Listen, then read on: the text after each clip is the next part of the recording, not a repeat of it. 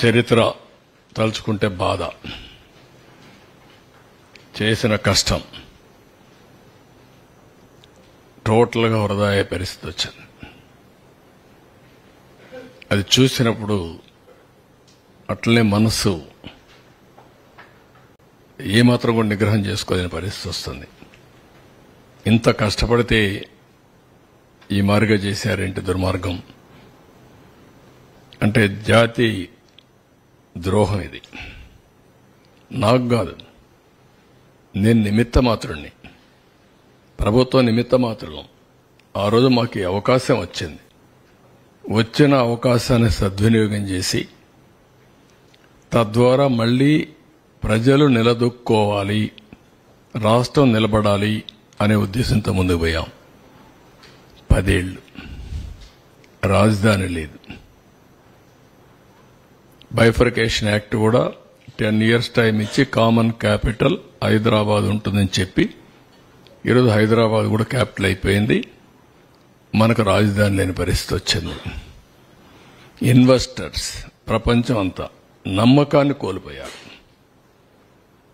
మేము కష్టపడచ్చు, కానీ పెట్టుబడి పెట్టడానికి సహకరించడానికి వచ్చే వ్యక్తులు రారు. ఇప్పుడు సింగపూర్ గవర్నమెంట్ వాళ్ళతో మాట్లాడాలి, వస్తారా రారా? అంత ఈజీగా రారు. వాళ్ళ అనుభవం వాళ్ళకుంది. మన కోసం వాళ్ళు డబ్బులు పోగొట్టాల్సిన పని లేదు.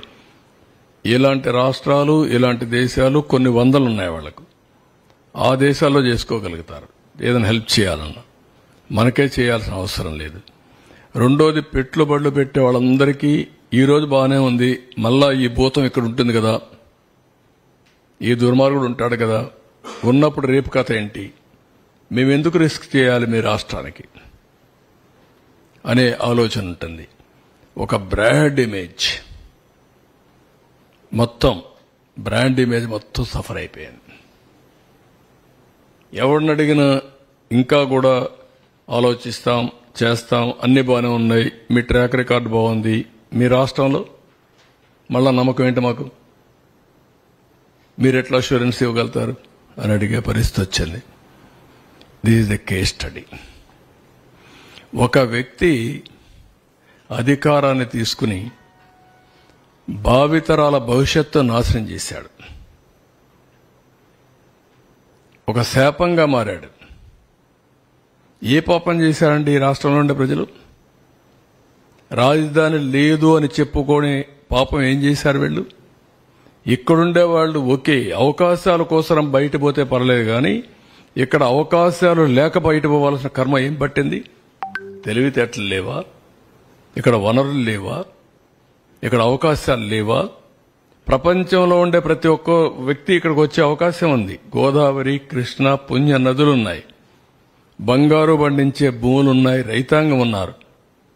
Andhra Pradesh rice bowl of India, దేశానికి అన్నం పెట్టిన రాష్ట్రం ఇది.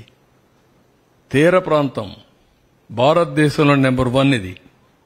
1000 కిలోమీటర్లు ఈస్ట్ కోస్ట్ లో సన్ రైజ్ స్టేట్ ఇది. ఎన్నో పోర్టులు.